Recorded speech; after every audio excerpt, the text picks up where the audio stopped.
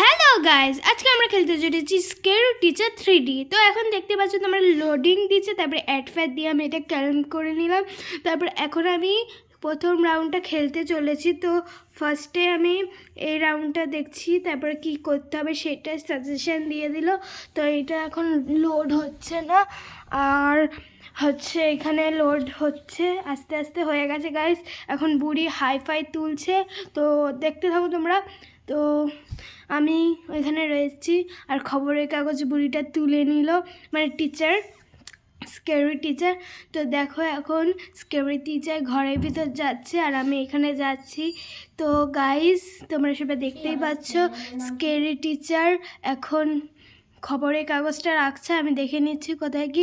আর যেটা যেটা মানে আমাদের মেন জিনিস, যেটা আমাদের খুঁজতে বলেছে, সেটা ওই আলমারিটা যেটা দেখালাম, ওই আলমারিটার ভিতর আছে। তো স্কেরি টিচার আগে চলে যাক, তারপরে তো আমি দেখো দরজাটা ওপেন করে এখন আমি ওটা নেব। তো দেখি কোনটায় আছে।